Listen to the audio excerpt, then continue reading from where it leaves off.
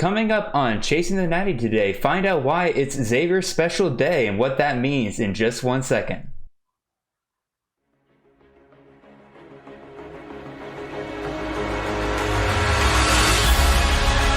Look downfield and Circus one-handed catch is made. Jones goes to the end zone. Oh, what a catch! Devontae Smith, touchdown Alabama. Watch out for Mr. Robinson. This kid is going to be special and is already flashing. This is Chasing the Natty, a college football fantasy podcast. All right, welcome in everybody. This is Chasing the Natty. I am your host, Jared Palmgren, and on the other side of me is the man of the hour himself, Mr. Xavier Hood. Xavier, how you doing today, man? We're doing great. Today's episode, I am calling it Xavier's Special Day because I directly asked Xavier, I said, what topic have we not covered yet that he really wanted to cover? And he sent me back one word in one text, and he said dilemmas. So that's the word of the day, and that's what we're going to be talking about a lot today. In terms of the news and everything that that's been going on a little bit that I can kind of touch on real quick. Lots of things going on. I went to G-Day yesterday, which was a fantastic time. We'll have a whole nother episode based on spring game reactions and everything. That'll come later. On the NFL side of things, they've agreed to 17 games now, I believe. It's a little bit of old news, but Xavier, I do have to ask you the question. Which NFL team will be the first one to go 0-17, and why is it the Broncos? Oh, man. One man only could do that for the Broncos, and that would be Mr. Drew Lock out of Missouri. Good God. But luckily, our defense is solid to where they can win us a couple of games. And Melvin Gordon had a good season. But yeah, I figured I'd rib you there. It's not going to be the Broncos. It's okay. We have a residential Falcons fan on the other side of the Okay. So we won't get into that, but as you know. But yeah, so with that, we're going to go ahead and get into, we have two announcements to make before we get into the meat of the show. And so the first one is a little bit more lighthearted. I am doing this about one day too early, but I do want to just say happy birthday, Xavier. Yes.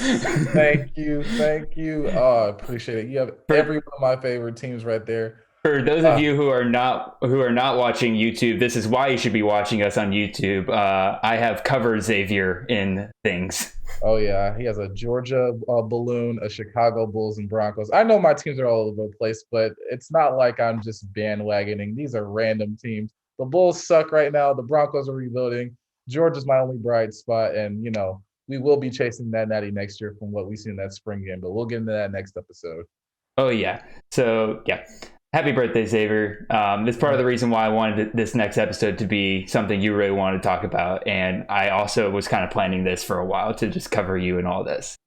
The next announcement is a bit more serious.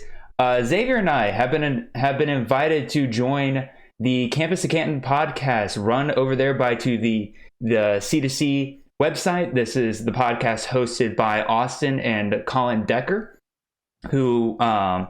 They do 2 podcasts a week. They do one that's more CFF based. They do one that's more NFL based, and they kind of combine it together in order for you to determine if you're in C2C, who all you should be drafting on the college side of things. That'll be more likely to be better to translate to the NFL. So I'm very excited about this. Xavier, what are your thoughts on this? Yeah, I'm excited as well. 2 very knowledgeable guys in the field. Done a couple mock drafts with a few of them, so definitely excited to get there. See their craft and see how they're thinking, so we can all be better at this for this upcoming season. Hopefully, Fantrax gets themselves together so we can start these ADP games, get the ADP all situated. They did announce today that it's taken a little bit longer for them to get up and running than they expected, but they said it shouldn't be too long after the draft before they're able to get things up and running. Yeah, I saw that. And starting at the mid-April, we're probably going to get like mid-May, hopefully before June. So. I'm hoping early May. But then again, with Fantrax right now, you gotta give them a little bit of leeway, I guess. Yeah. So the next portion here of this episode is I'm going to be asking Xavier 3 would you rather questions. Again, he literally just sent me back dilemmas in college football. And so these aren't really, well, these are fantasy relevant, but they're not the main ones here. And so I do want to ask you, Xavier, would you rather be stuck with a weak QB room or be stuck with a weak running back room? I would have to go with the QB room. I think I've learned from experience from this past year what a strong running back room can definitely do, the amount of things they can do. Now, it depends on how weak are we talking about, but I'll just say like maybe it's not like the strongest QB room, but I know if my running back's not getting close to 100 yards or at least doing something on the other side, then it's gonna take a hit on my entire week. So alrighty, so QB. The next would you rather question is, would you rather have a tight end that's guaranteed 10 points a week or have a kicker that's guaranteed 10 points a week? I'll go with the tight end. The tight end. Tight ends, I wouldn't say this year they're hard to come by. You can get some great value at tight end this year. So, but 10 points for a tight end, that's a lot. Kickers, I'm not expecting much from their job. Now, it would be nice if they could get over 10 points. If they're getting over 15, that's great. If you had Borealis last year from Miami, you could get 20-something. We don't know. Kickers are... For those of you on the podcast, I have a big fat grin on my face because I absolutely won one of my games last year because Borealis kicked 21 points in a game. Yeah.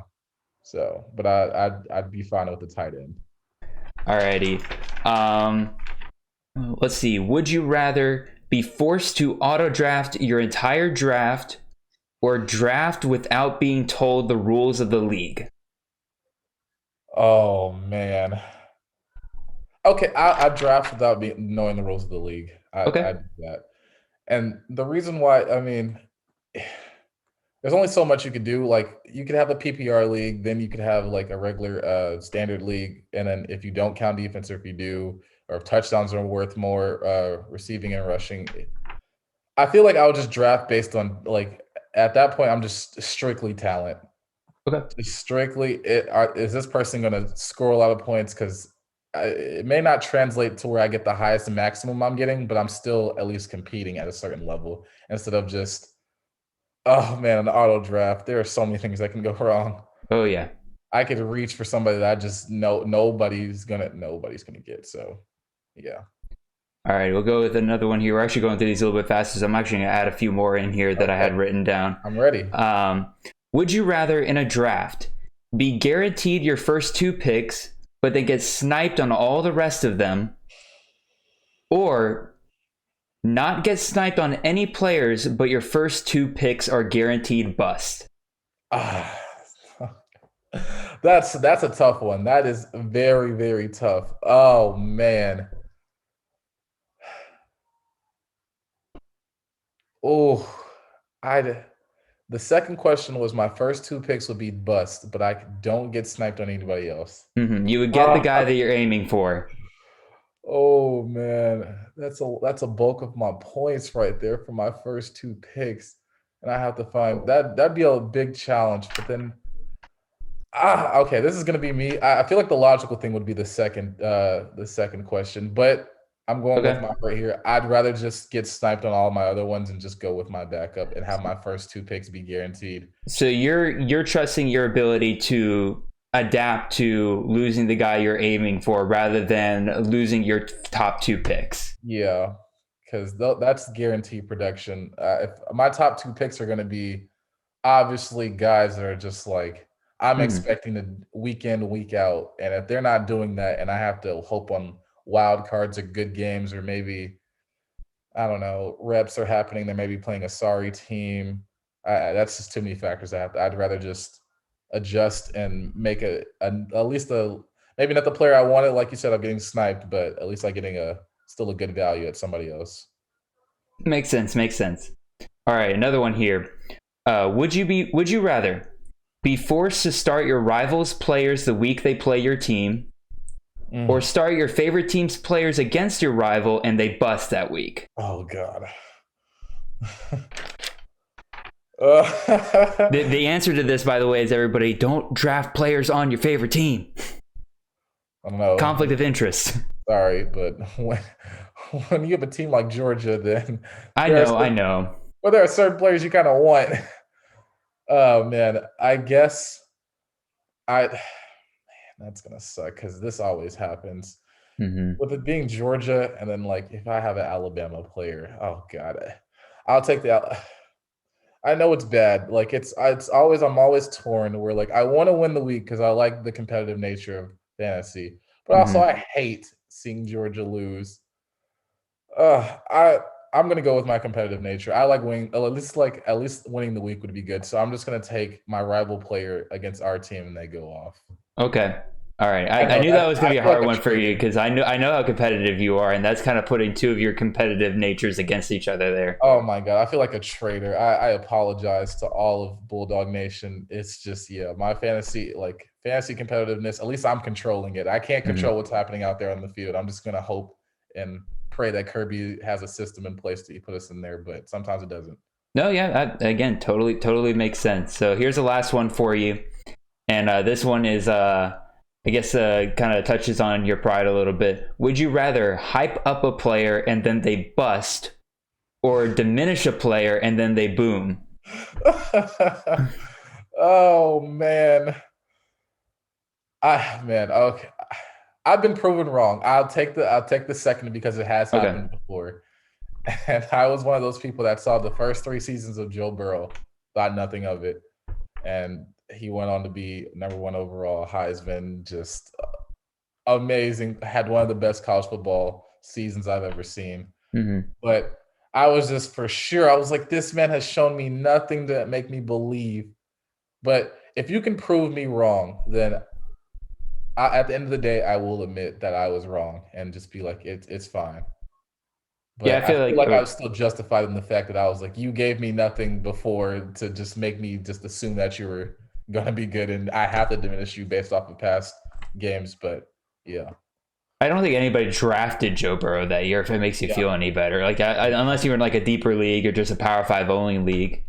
But Exactly. yeah, for me, I'd rather downplay a player and then they boom, because at that point I'm convincing people to get a steal rather than convincing people to get a bust, and I'd rather be on the wrong side of a steal than on the wrong side of a bust. Yeah. So that's kind of my 2 cents there. So those are the would you rather questions I was gonna ask Xavier today. Again, we went through those on pretty good time, so got to ask all of them. I was afraid I was only gonna get to ask about 3. So now let's move on to the bulk of the show, in which Xavier is going to lead the discussion on common CFF dilemmas that you will probably face this upcoming season, and especially now during the draft season. So the first question we have up here, Xavier, what happens when you're sniped in a draft? What should you do? Yeah. First thing to do not panic. You just have to, I always say this, like with mock drafts, you have time. So you have time to think about it. But in a real draft, you're only going to have maybe 45 seconds to a minute 30 to make that decision. But if you have a player in mind, or if you have a position in mind, I wouldn't say always stick to that position, because there could be sometimes you just can't ignore the talent and production that something else has. You just take the best player available at that point. But if you're deeper down in the rounds and you need that position, then you have to just go to your basically your rankings and see, all right, say if somebody takes Jaden Daniels and I'm like, all right, it's maybe the 8th round and I haven't drafted my second quarterback, or 9th or 10th round. And I'm like, I need somebody. And there's some other good value quarterbacks available, but I really wanted Jaden Daniels.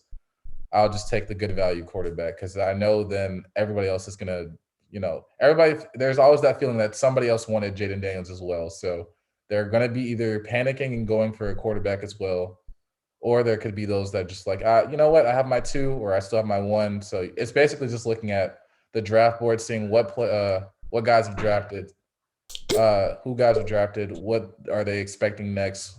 Can you wait on players? Can you not wait on players? Is this a position that you desperately need? So it's a lot of factors going into it. But if you come in there in the draft with the right mindset of knowing all these things, then you should be fine when a snipe does happen. Yeah, I think those are all very good points. And one thing I would heavily push people to use is that queue function. If you're ever on Fantrax or any fantasy, this really goes for any fantasy draft that you're kind of going for. Use the queue function. Like, put multiple players of the same position in that queue, so that if you're sniped, you already have a list of players at every position that you can just quickly look at and be like, all right, who's still available that I can just go with?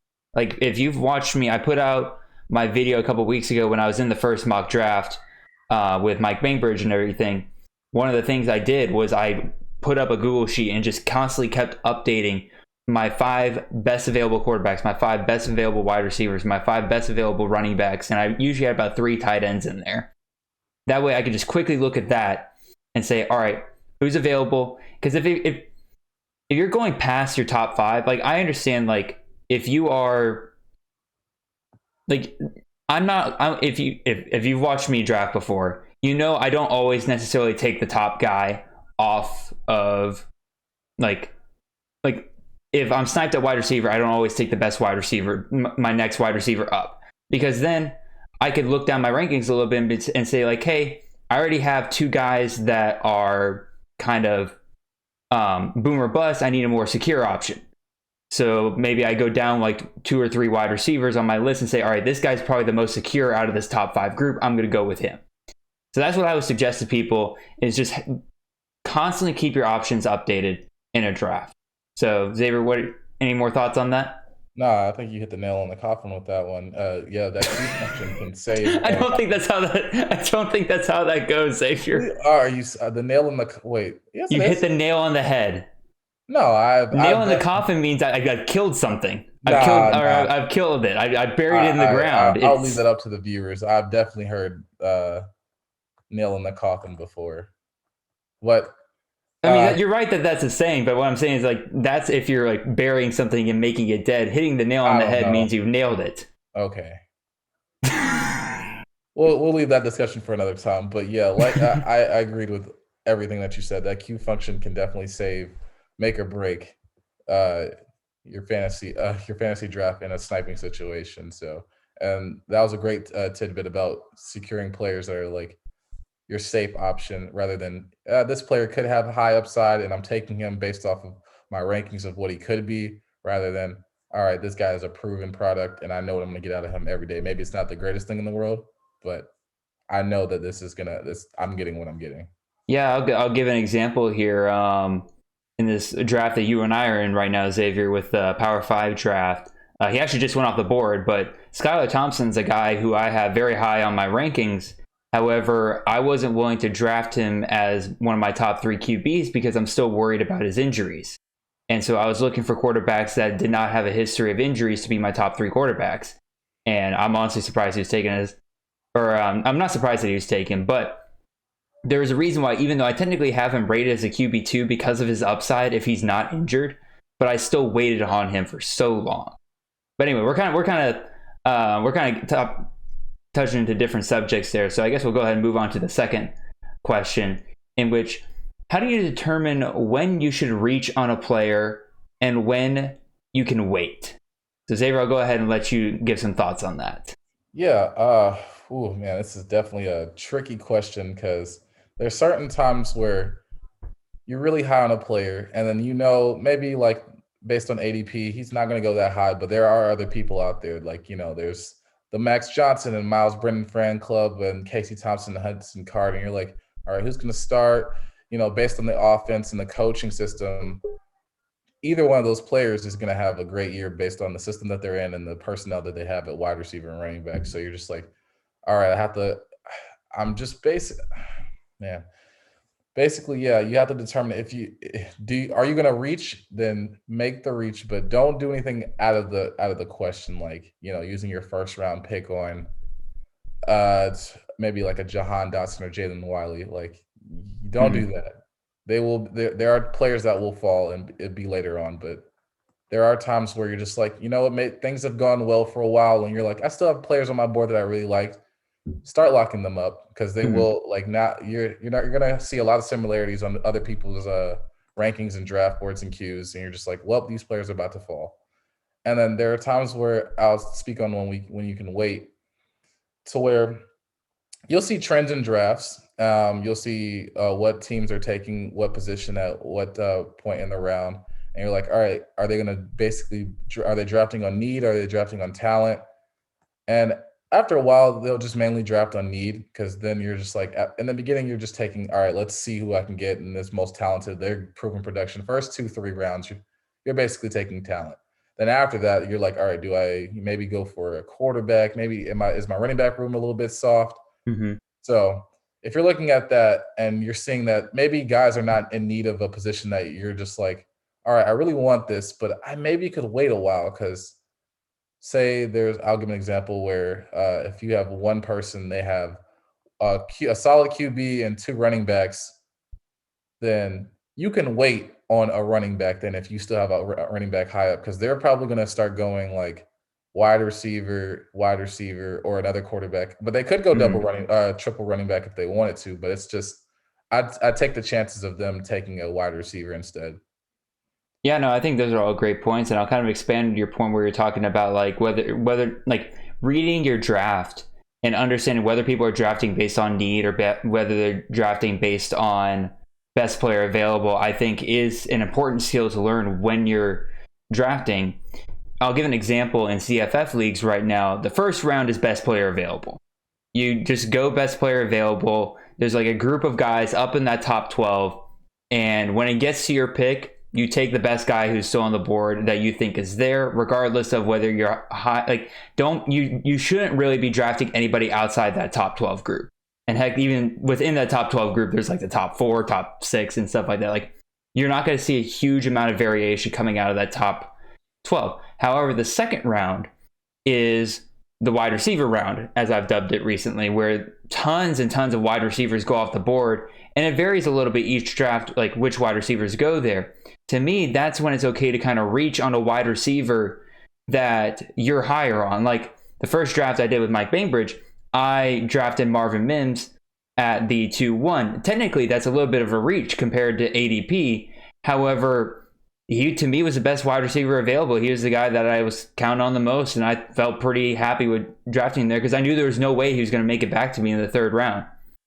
So, and then the other point I'll mention here, I kind of touched on it here a little bit with the mock draft I was just talking about, is a lot of it depends on where you are in the draft.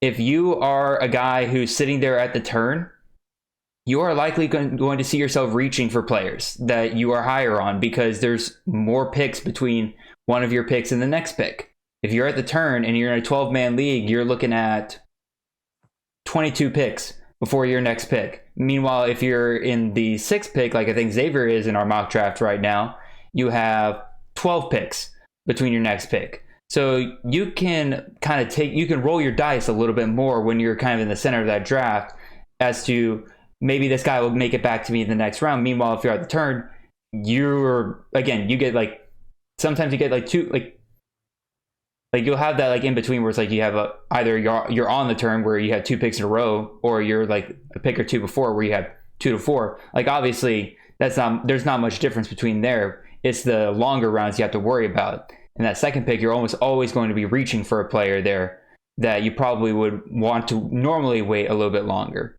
So Xavier, any other thoughts here? No, I think you covered everything. I was basically added on and covered things that I didn't even know about either. So, like, especially with the last pick and the first pick, yeah, you're waiting very long, which I think we both had experience with that and kind of learned that, yeah, definitely reaching a lot of players because you're like, they're not going to make it back to me. So before we move on from this question, I'm going to rapid fire you a couple of players that I know you specifically, Xavier, are higher on than I'd say the expert consensus rankings. And so I'm going to ask you pretty much, is this a player that you can reach on? Or do you think it's okay to reach on? Or is this a player that you tend to find yourself playing the ADP game with, where you're waiting a couple more rounds later than you would want to take him, but you're trying to get a value?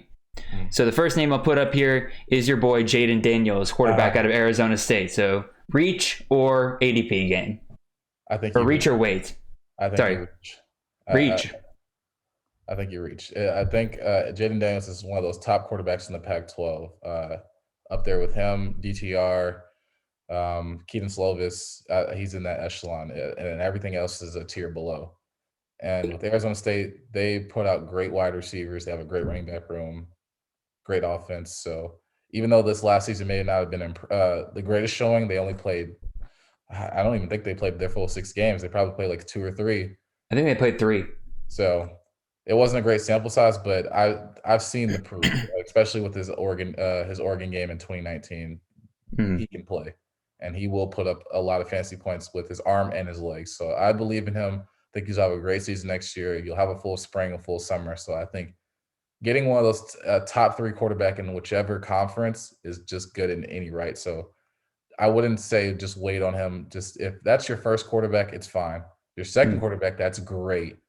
So Xavier's saying Jaden Daniels is a QB1. All righty.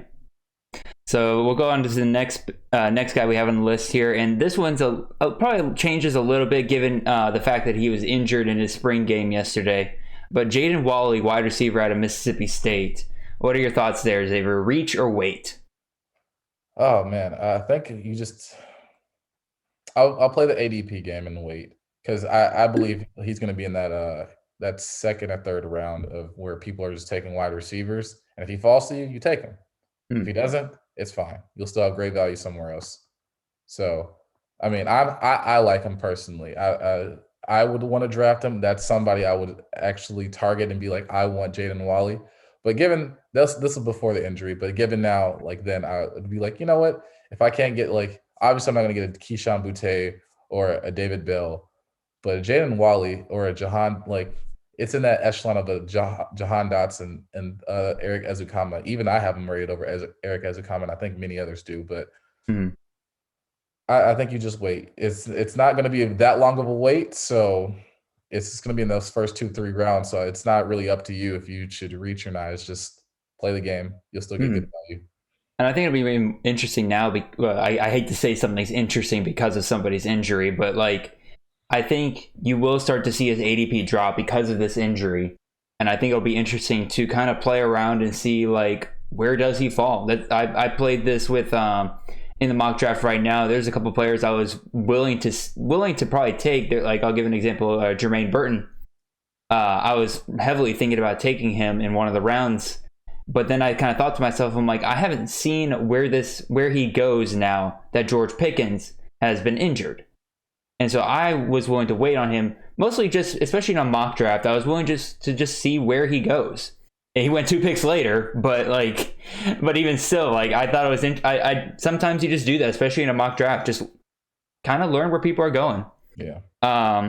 Next guy we got coming up here is running back out of Colorado, Jarek Broussard. So Xavier, reach or wait? Reach, please reach. Oh my goodness. I just don't understand it. The man had a great season last season. It was multiple 100-yard, 200-yard, had, I believe, a 300-yard game. Gets touchdowns. He can catch out of the backfield, maybe not as often as you would want in a PPR league, but he still does it, and he's doing it at a highly productive rate. It's honestly up there with an Isaiah Spiller, of Bijan, the expected return of a Bijan Robinson. He's in the Pac-12. They're not playing defense, so I just put those 2 cents in there. For a running back of that caliber, I would reach for Jarek Broussard. Dude, I was about to. I went to fact check you on that because you said the 300-yard a game. I'm like, that doesn't sound right, and I went and looked. Sure did. Arizona, 301 yards, 0 touchdowns, but still, I'm looking at this 300 yards. Good Lord. Yeah. I'm still kind of confused about how people just let him fall that far. And I'm just like, I probably got him as my second or third running back. And I'm just like, how? I agree with you. I have him as a running back too. I think he's going to be fantastic this upcoming year. So we'll go on to the next name, Travell Harris, wide receiver out of Washington State. Reach or wait? I'll wait on this one. Okay. I think Travell Harris is an excellent wide receiver. I think it's going to be great with Washington State. Pac-12 offenses are always going to be kind of spread out. So, and you have Max Borghi back there in the backfield, so you'll definitely see a bit of a balance. But Travell Harris is that clear number one, but it's not like he's the. I don't have him ranked as highly as other receivers that I would have throughout the country or the nation. in college football, but he is a good value. But I think you could just wait on him. There's nothing to really reach for because it's at the same time it's Washington State. I don't think you're going to see back in I believe it was 2019 where it was Anthony Gordon where he was throwing for 500-600 yards. You're not going to see that. 9 touchdowns, I believe, against Yeah, UCLA, and still lost the game. it still lost the game somehow, some way. But I'll throw another name out here real quick, and that's Renard Bell, the other wide receiver there at Washington State. And I think because of his pedigree there, and I do think Travell Harris will be the wide receiver 1 there this upcoming year, but I think if you wait a little bit and you miss on Travell Harris, like he goes a little bit earlier than you were expecting, I think Renard Bell is absolutely somebody, if you still want a piece of that offense, to kind of shoot for a round or 2 later in order to still kind of get that value that you're looking for. Yeah, so I think that's another reason why waiting on Travell Harris is kind of worth it compared to some other receivers you might go higher on. So any other thoughts on him before we move on, Xavier? Nah, we can move on to the next one. Sounds good. So next one up is our boy, quarterback out of Georgia, JT Daniels. So Xavier, wait or reach? This is tough. I'm trying to be as non-biased as I can. I'll start out and preface this in saying what the man has done. He went 4-0 as a starter for Georgia, and besides only throwing under 200 yards for 1 game, he was putting up a lot of yards. This with him and Monken, it was probably like 200-yard game, 300-yard game, 400-yard game. Then I think there was another 300-yard game in there. And he threw 300 in the spring yesterday. Yeah, he threw 300 in the spring yesterday. Georgia is definitely like, I know there's the the stereotype that Georgia's just going to run the ball and wide receivers just go there to die, and that's not true anymore. I know as a Georgia fan, I might sound delusional and biased, but I promise you, Todd Monken has a plan. Like the ball is spread out more. We're using tight ends. James Cook is catching out of the backfield. These are things you don't usually hear from a Georgia fan. Instead of just like, all right, we run pass on our downs, our first 3 downs. Like this is completely different. So the fact that JT Daniels has weapons, even though there is no George Pickens this season, or until we'll see if he comes back later on, but he has Jermaine Burton, Arian Smith. There is one other guy. I'll wait till we talk about the spring game, but a true freshman coming in, making some noise in Georgia. Then we also have Arian Smith. If Dominic Blaylock comes back healthy, Rosemary Jack Saint, JT has the tools to do this. So I think I'm saying all this now, and if you buy into the hype, I appreciate you hearing me out, but I think you can wait because people are still, hesitant about Georgia and their offense, and they're not true believers of like the change that has occurred. Okay. So I think you can wait, but if more news comes out and you starts hearing people more and more and saying, man, maybe Georgia, is a real contender this year and has a brand new offense. We already have a great defense. I wouldn't be surprised if you would have to reach, but for now, I think you can get better value at other positions and wait on JT Daniels in maybe like a 7th or 8th round. Okay. Yep, that definitely makes sense. And we'll go with our last guy here. You kind of touched on him already a couple of times. You used him as an example as where people are kind of ranked and falling in the draft and everything. But Jahan Dotson, wide receiver out of Penn State. So Xavier, reach or wait? Oh man, I'm reaching on Jahan Dotson. He is the clear number 1 now. There is a clear number 2 with Parker Washington there, and I expect him to get more targets. But Jahan Dotson, it's probably the best. He's in that upper echelon. He actually had the most yards out of the receivers in the Big Ten this past year. Wow. So I'm not saying he's the best wide receiver in the Big Ten because you have those receivers at Ohio State, and I personally believe Jahan Dotson is, but I think there is room for debate if Chris Olave or Garrett Wilson is a part of that as well. But the man is just outstanding, from one-handed catches to coming out of breaks, getting separation from the DBs, getting touchdowns, getting yards. He is that offense. And with Penn State, their running back room is depleted. We'll see Noah Cain come back. Hopefully he comes back 100%. Hopefully. Good Lord. But if not, then Sean Clifford's just going to have to rely on his passing game, which Sorry for Penn State. It might not work completely, but Jahan Dotson will produce numbers. So I'd buy into that. And that is honestly a second round receiver that I would reach for. Or if you can get him at the third round, then you got to steal. But he will not be there for long on draft boards. I'm with you, Xavier, where I think Jahan Dotson is in that conversation the best receiver in the Big Ten. The only thing that kind of makes me hesitate a little bit on him, as you kind of mentioned there, is the quarterback situation at Penn State. Sean Clifford, I don't know what happened last year. Maybe he, like with Kirk Soraka, I believe that was the offensive coordinator at Penn State last year. I don't know if he just didn't mesh well with that system or what was going on, COVID and everything. I don't know if that just he got hit harder than everybody else, but he regressed massively last year and was a good part of the reason why Penn State went, I believe, 1-5 to start. No, they went 0-5 to start the season, right? Yeah. So if things don't improve there for him, I have to ding Jahan Dotson a little bit. Nothing on talent, but I'm just afraid that passing game just won't be up to the point where Jahan Dotson would live up to his draft capital right now. But on a talent level, again, I agree with you 100%. I love seeing him play. He's great.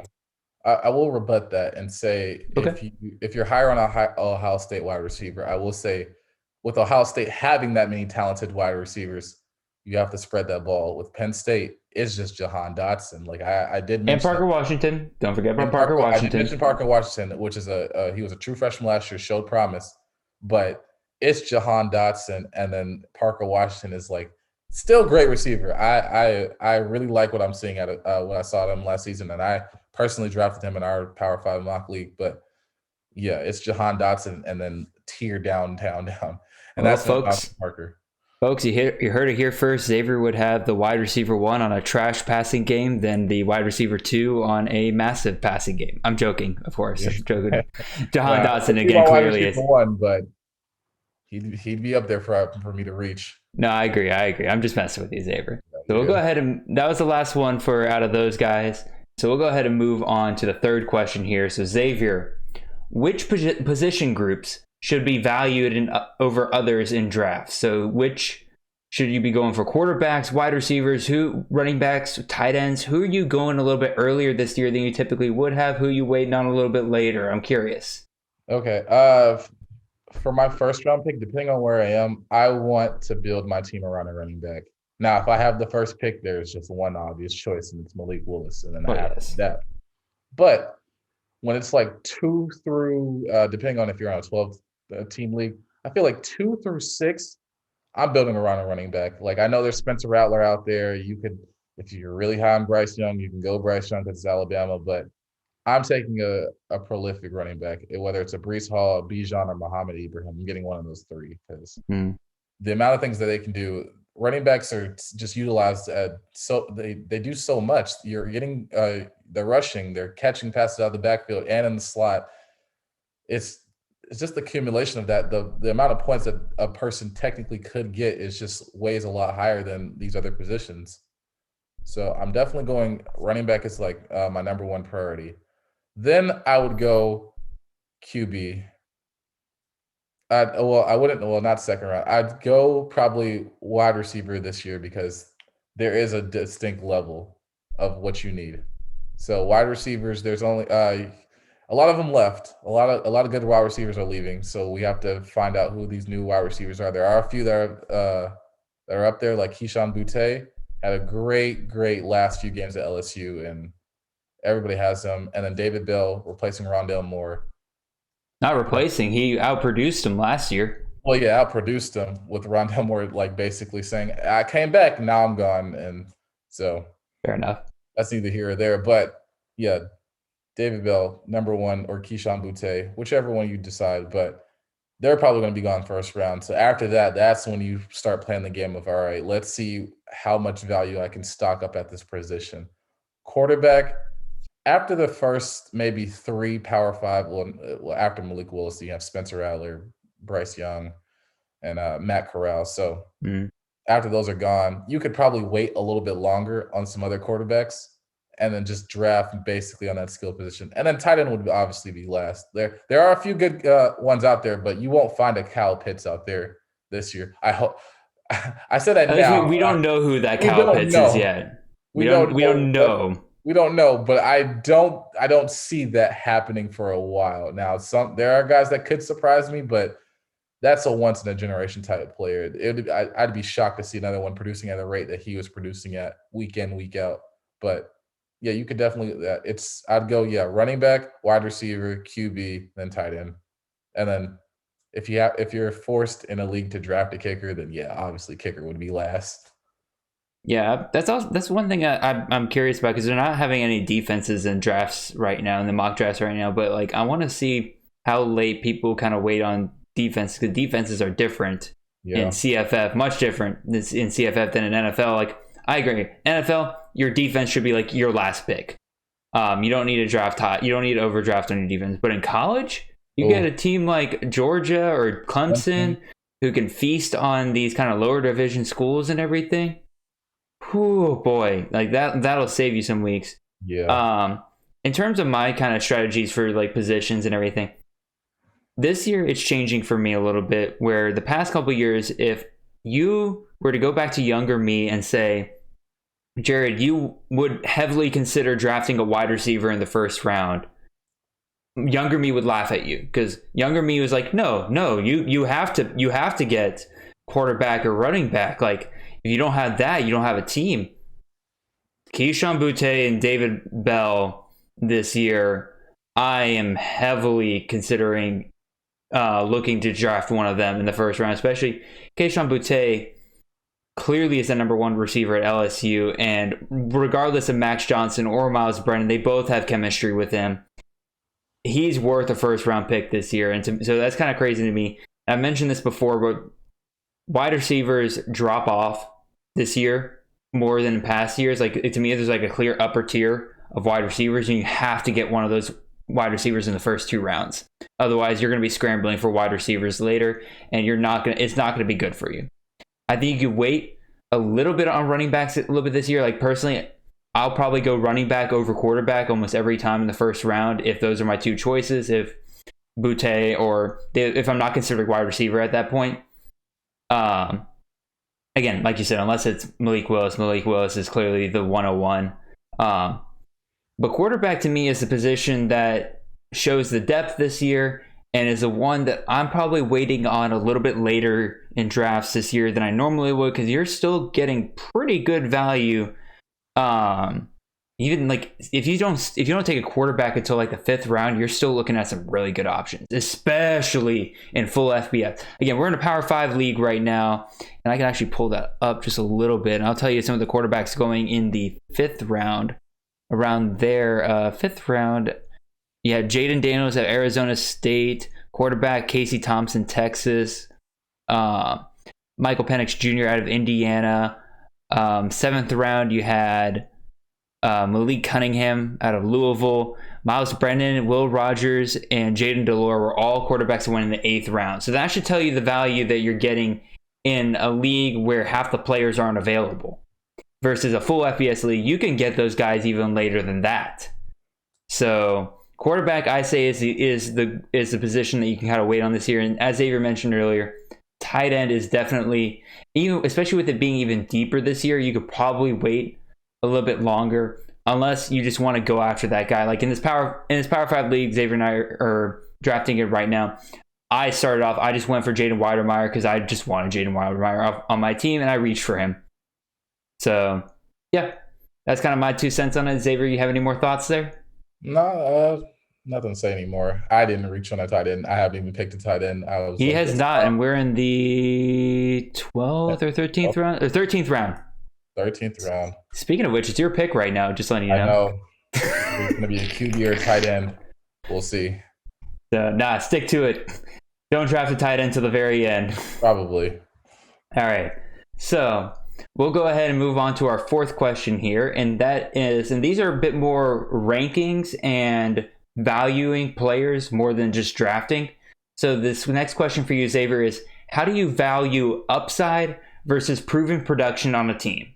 Yeah, this is not that hard of a question for me. I will say this. It may be a little bit part of my strategy, how I view it, because I've just learned how it's just more efficient. But, as long as you're, not one of those people that are just looking at the stats and actually watching these games and seeing the system that these teams are running, how the quarterback is syncing with the wide receivers. Are these wide receivers are there releases? Are they getting out of breaks? Are they beating the DBs? Do they have the ability to get to produce? Mm-hmm. Now, proven production, that's like Jared mentioned earlier, where sometimes you don't always take the guy with the high upside, because it could be he has high upside, but also could be a bust. And there's the proven guy that they come through every week, but they're not going to get you that maximum amount of points that you thought the high upside guy would get. So I will take one example. We'll just let this know now, but a Jai Hall out of Alabama, true freshman. I will high upside, especially for what they lost at that position this past year. I'm not saying he's going to be the next Devontae Smith or Jerry Jeudy, but in the first year. But I definitely see the talent there that he will be a number one receiver sometime soon. Whether if he just completely just outdoes John Mechie, which I doubt, but like in a year or two, Jai Hall looks like he's going to be the number one receiver for Alabama. He looks like that next great Alabama receiver, and I don't mind drafting him for the upside, maybe in a later round. If nobody's look, there are times where people are hesitant about freshmen, but if you just see what these people are doing, and seeing how are they making these catches, are they running routes to where they're getting, maybe 5-6 yards, can they do it over and over again, or are they going deep? Then that's how I value. And proven production, you can just look at the stats, and are they consistently doing this on a regular basis? They're getting like 3 to maybe 7 receptions. Maybe one game they'll get close to 100 yards, or maybe not. But I'll ask you this, Xavier. So how do you determine, you're looking at a team and you see a guy coming back and the lead receiver's gone. And so you have your wide receiver 2 and 3 there. Wide receiver 3 is clearly a tier below in terms of targets, but they have the higher pedigree. They're likely a 5-star versus you maybe have your second guy who's a 4-star, maybe a lower 4-star. The pedigree's not quite as, it's still there, but not quite as there. How do you determine which of those guys kind of steps up and takes over that number one spot? Yeah, that's a little bit more tricky now. That goes into a little bit more research, to where you'll look at message boards, you'll hear some news out of camp and see how these games are going in the spring or at practice, and you'll look at quotes and say, I know with JT Daniels, he mentioned one of his receivers that I won't name just because it's a surprise for our next episode, but he's putting in the work.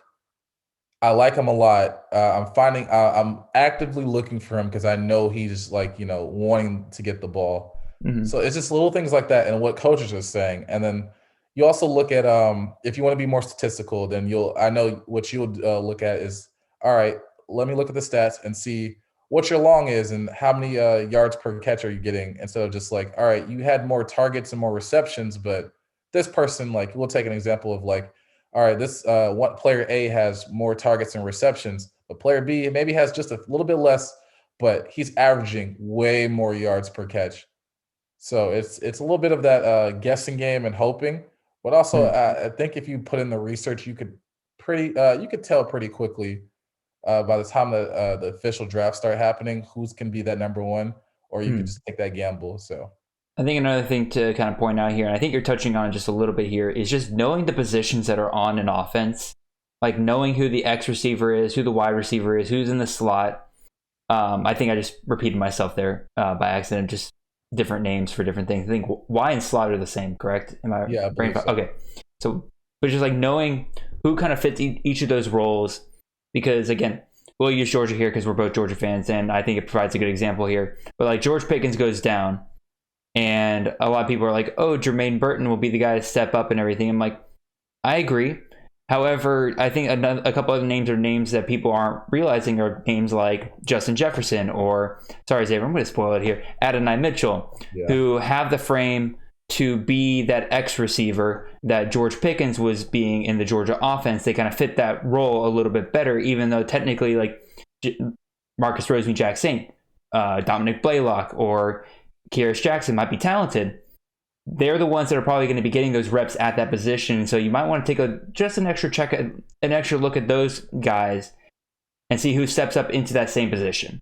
Yeah, I will mention this where the news came out that Jackson Smith and Jigba out of Ohio State has Mhm. moved over to the X position, which is usually Really?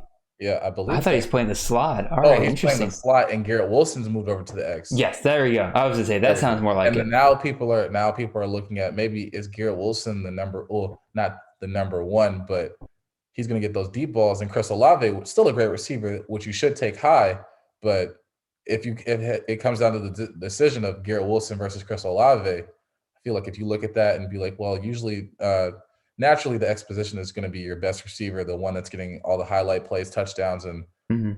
racking up the stats. It wouldn't be out of the question to take Garrett Wilson over Chris Olave.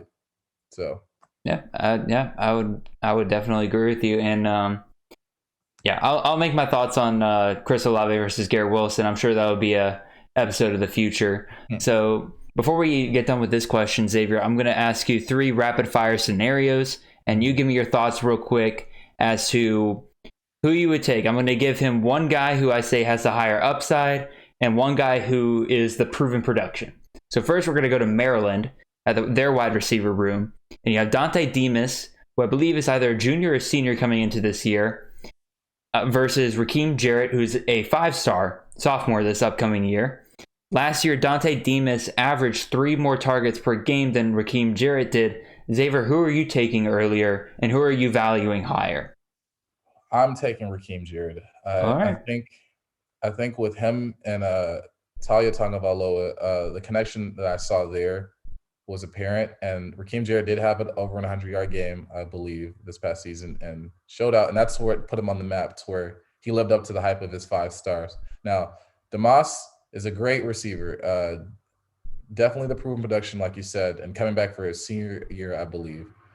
And it is safe to say that, there are people in the community that believe that, when you're a senior, that you'll start having that priority and seniority. He is a junior, by the way. Oh, he's I a just junior? looked it up. Okay.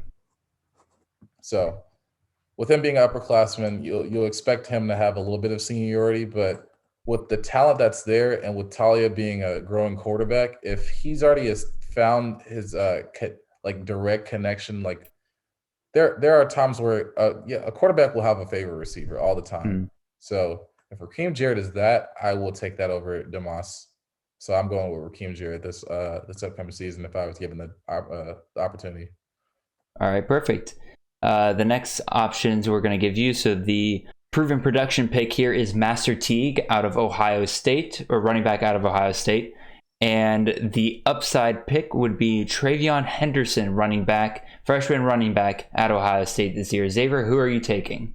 Oh, man, this is a tough one because I'm hearing so many different things. Because at first, Travion Henderson wasn't on my radar. I knew who he was from recruiting, but I haven't heard this much buzz about a running back in a long time, about this man is walking on campus being that guy. And I'm like, how can he do that? I was like, this doesn't come around that often, where you're just a freshman and I'm start of camp. Like, coaches are raving about you. The media is raving about you. But then you have Master Teague, who wasn't a bad running back for Ohio State. Like, obviously you had Trey Sermon explode this past season. But Master Teague, I believe he was barring some injuries this earlier in the season. So that allowed Trey Sermon to kind of establish that role of him as RB1. But Master Teague is nothing to scoff at. I think I would I'd say I'd play it safe and go with Master Teague, because even though Travion Henderson may be out of this world great in practice and physically, once you actually like high school football and college football, there is a gap in it, that there's a welcome to college football moment, like there is welcome to the league moments. So sometimes people are built for it, sometimes they're not, sometimes it takes time. Master Teague is somebody that I don't need to take time for. I know what I'm going to get. So I'd go with Master Teague for now. All right. Yeah, I'll be honest. I agree with you. However, again, we'll be on C2C next week, and if you're in a C2C league, Travion Henderson's got to be near the top of your list, because Master Teague's gone after this year, more than likely, and Travion Henderson, in CFF perspective, next year could be the running back one.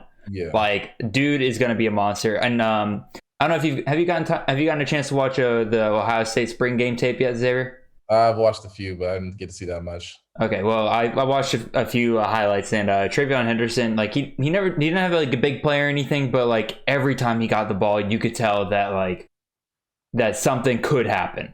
Like he could bust a move at any point and just take off. Yeah. So we'll go with our last setup here, and so the proven production option here is Brian Robinson Jr., running back out of Alabama, and the upside pick here would be Chase McClellan, sophomore running back out of Alabama. So Xavier, who are you valuing higher? I'm gonna take Chase McClellan. Breaking my heart over here. I'm sorry. Brian Robinson Jr., great running back for Alabama. He was just behind a great running back room for all those years, and now that his time has come, I after watching his games and what he can do, I just don't see him as that. Alabama has a standard of running backs where they're just all-world great. Obviously, they're going to be top 5. They're going to be in that top 5 conversation of running backs in the draft, and I don't get that feeling from Brian Robinson Jr. because I haven't seen him as that number 1 running back at any time. So honestly, this is kind of like, even though he has been backing up Najee Harris, and I've seen him more than I have seen Jason McClellan, I'm hearing more things that Jason McClellan is just quick, can catch out of the backfield, can play in the wide receiver position. I'm hearing all these different things, and I'm like, I think I have to take the upside just outweighs what I've seen from Brian Robinson, and so I am sorry to do that to you. But would you have said? I'll ask you this. So a couple years ago, you had Alabama's running back room consisted of Josh Jacobs, Damian Harris, and Najee Harris. Those were the top 3 running backs. Would you have said the same thing the year after Jacobs and Damian go off to the league? Would you have said the same thing about Najee, and that, I haven't seen him as a running back 1 yet, I'm not so sure about this kind of deal? I feel like I saw flashes from Najee though. There's moments in time where you just see a player and you're like, yeah, you're probably next up. Brian Robinson just seems to like you're just there as it's just a hierarchy thing. You've been there the longest.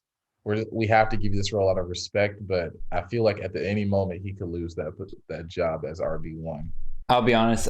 Most of my support for Brian Robinson comes from just me watching him and like him sticking around, him being him kind of taking the lumps.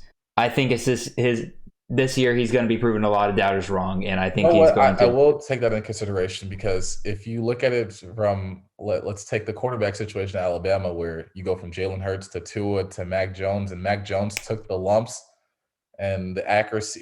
He had one of the most accurate college football seasons. So I will concede to that point, but I think I'm basically going to just take from my heart and take the gamble of taking Jason McClellan from what I'm hearing out of camp of his abilities as a running back can be.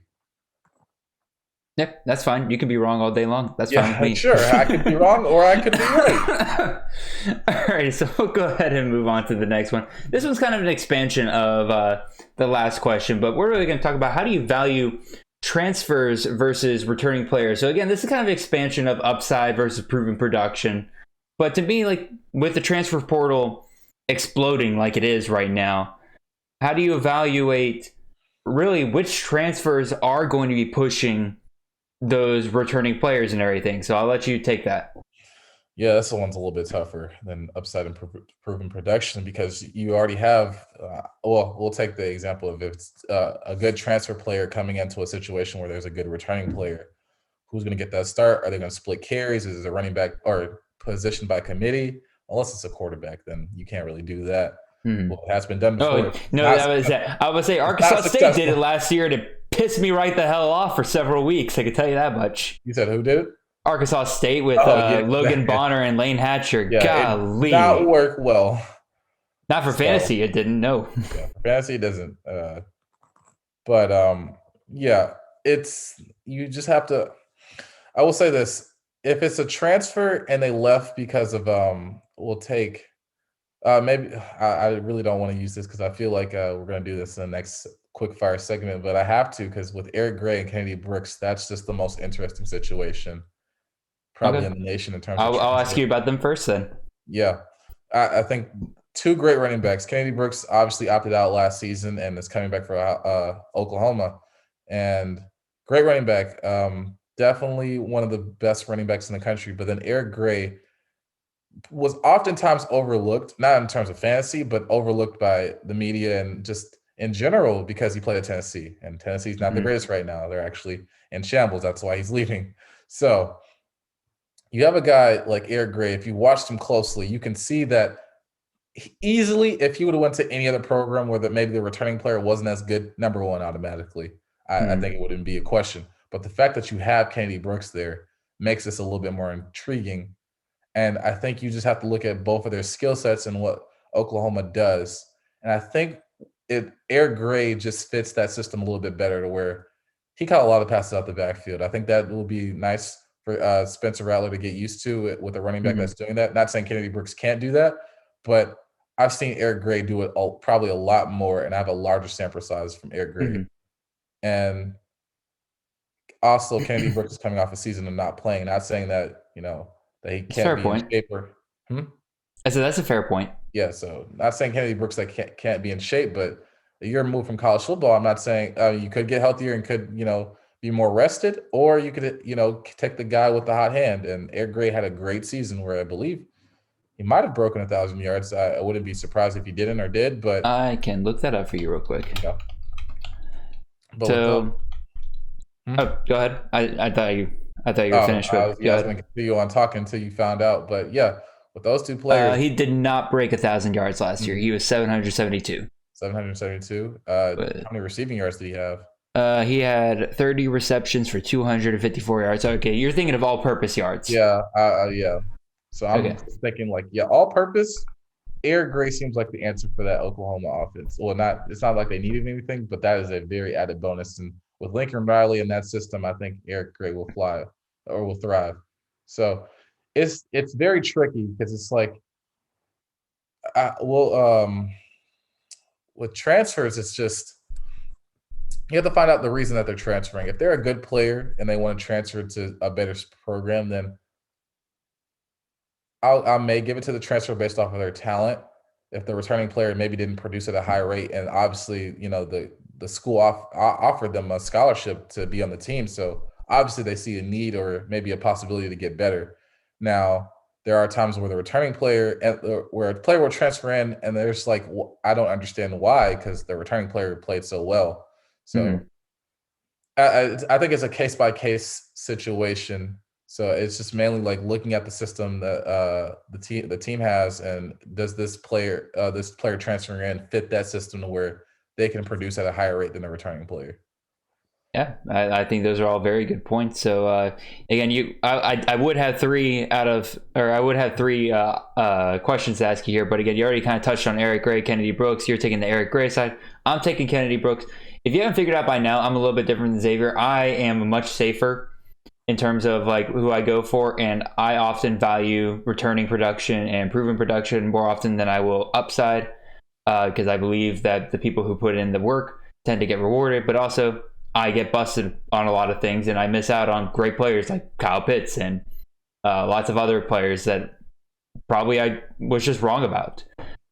So I'll go ahead and give you two more questions here. And so the first one, we're going to go over to Ole Miss and their receiving situation. So Xavier, you got three returning wide receivers in Braylon Sanders, Jonathan Mingo, and Dontario Drummond versus the wide receiver out of Western Kentucky, Jacob Pearson.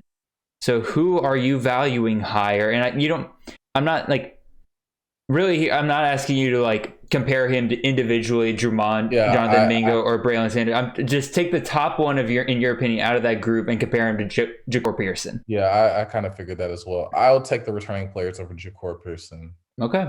I think, with Elijah Moore gone, you had Mingo, Drummond, Braylon Sanders, all that know the system. Jacob Pearson's coming from an FCS school, coming to the SEC now. Western Kentucky is CUSA. CUSA, okay.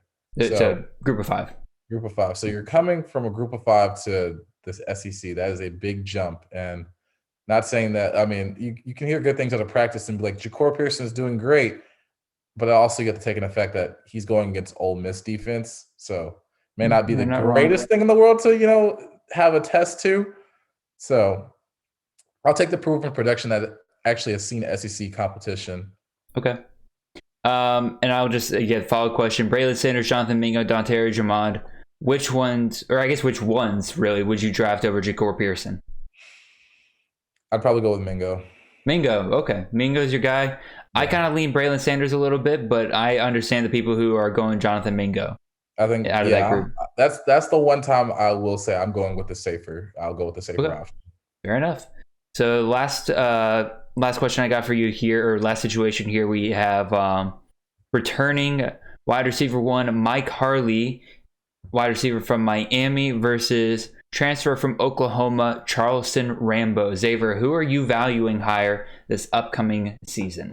Oh man, I feel bad because I've heard good things out of spring from Charleston Rambo, but I also was burned by Charleston Rambo last season. I expected him to replace CeeDee Lamb, and he did not at all, except for the first game. He did well, and then after that, never saw him again. So I remember that you felt vindicted after that game. Yeah, I was like, man, I got the new CD, I got Oklahoma's #1, and then turned out to be Marvin Mims, and I was like, wow, okay, then this is different. And I was like, I went down. I had Theo Weiss, Charleston Rambo. Yeah, I would say you double dipped to Oklahoma receiver if I remember correctly, and none of them. I was like, it was a freshman. Wow, who would have thought? But I'll take Mike Harley. He knows he's been in the system longer. He's depending on who starts, which everybody's expecting to be De'Aaron King. If he's healthy, yes. If not have you Jake watched? Garcia. I would say, have you watched the Miami spring game yet? I have seen majority of it. Jake Garcia looks good. And Van Dyke looked pretty good as well. They got a legit QB battle back there. Yeah. So I'm not worried about Miami's quarterback this year. Yeah. So I think I'll take with Mike Harley. You're saying Mike Harley over Charleston Rambo. Yeah. Alrighty. So with that, we'll move on to our final question here, and this one deals a little bit more with in-season stuff. Like, you're not really going to touch on this until later, but Xavier, I know you really wanted to talk about this. Oh yeah. And so, how do you decide who to start and who to bench? Like, what are, like, just in a general view of things? Like, obviously, this is hugely situationally based, but what are some things that you just kind of look for deciding who should be on your starting roster, who should be benched, kind of deal? Yeah, I think there's a few elements I'd take into account. First off, I'm going with who are they playing? Are they playing a good defense, or are they going to play a terrible defense? Like, if I see that DJ Ugalele, I'm sorry, I can't get his name right, but I like saying Ugalele. Ugalele. Oh gosh, I'm going to keep on saying it the way I can. I'm so sorry, but at the same time, your name is really hard. But if you show out, you'll get the respect you deserve. But anyways, if he's playing somebody like Florida State, and I have also, just for the sake of a good example, I have Bryce Young, and I can't start 2 quarterbacks, or if I have another good quarterback, and Bryce Young is going. First of all, if you have DJ and Bryce Young on your team, you're doing really well. You're doing well. But if Bryce Young is facing, say, Georgia in the upcoming week, then I'm going to probably go with DJ based on the fact that DJ's facing an easier opponent. He'll most likely have time. Probably is going to put up a lot of, with Dabo, he does not go easy on teams, but that's more situational.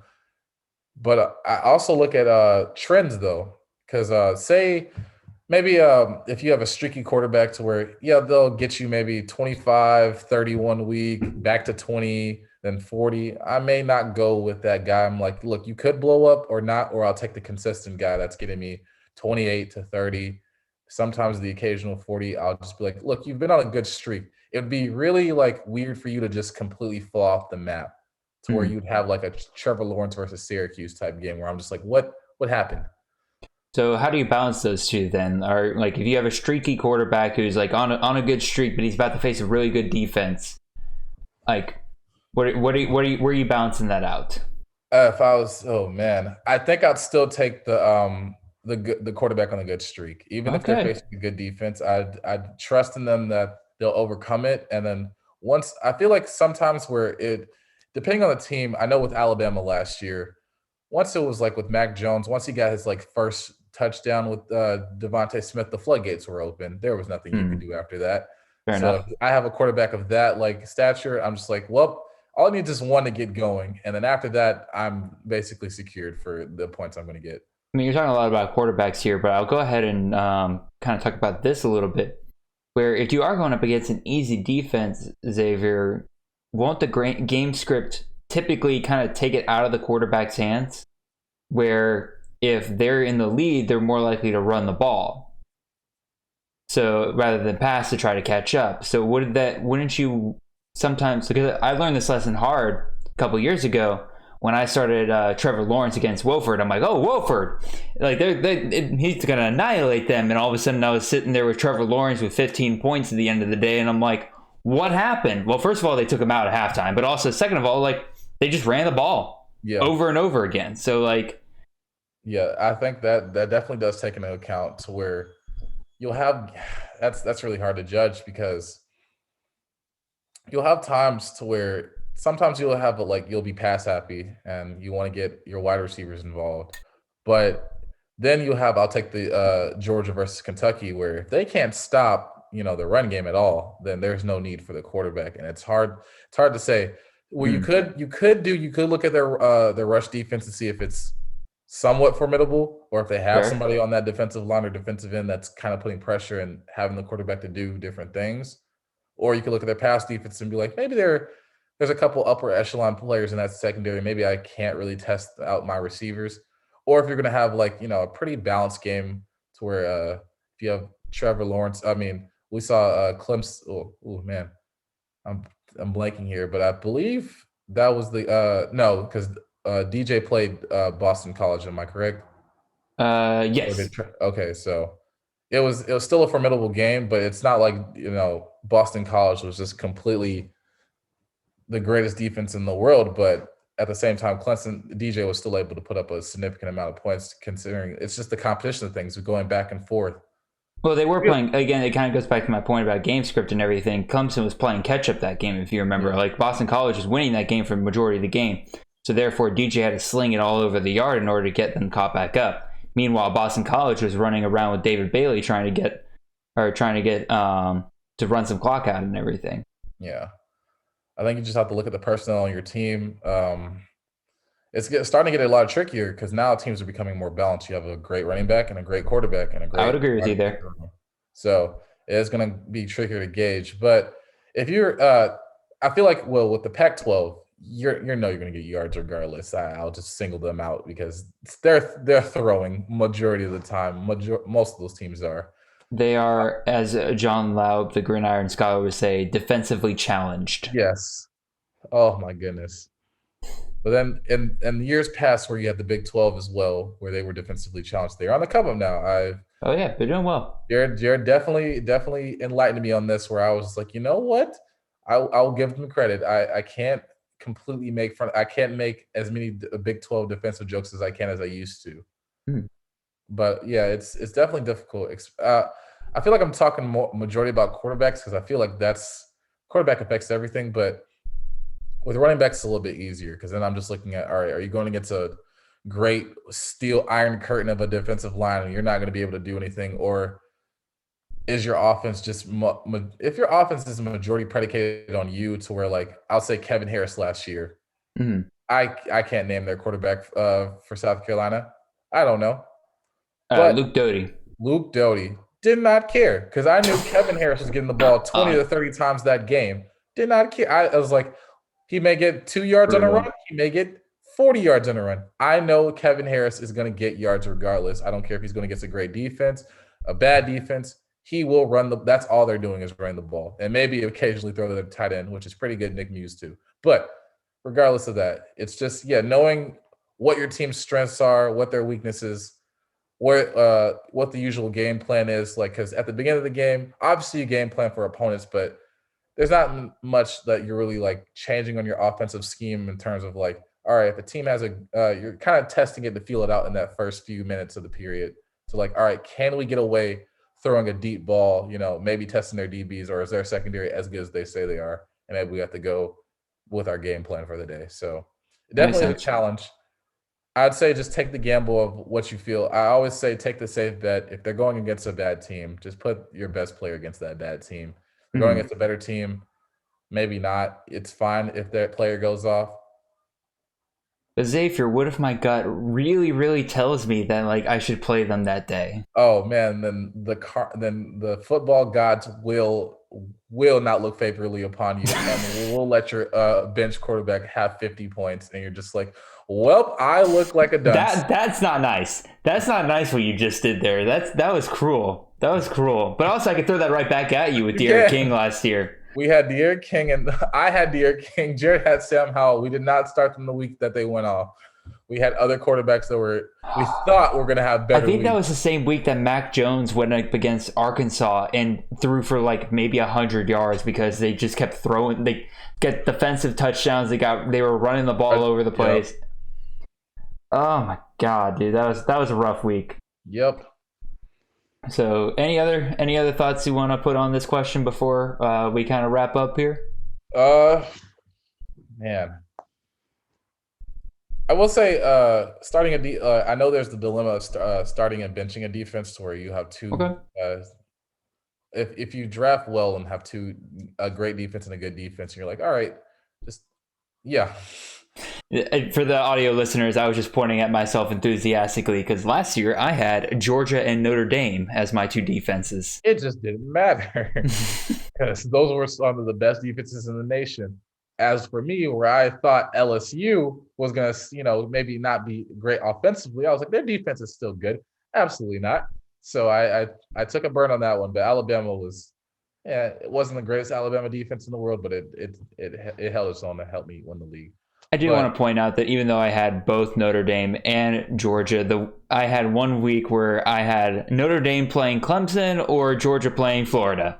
Yeah. What the hell was I supposed to do with that? Yeah.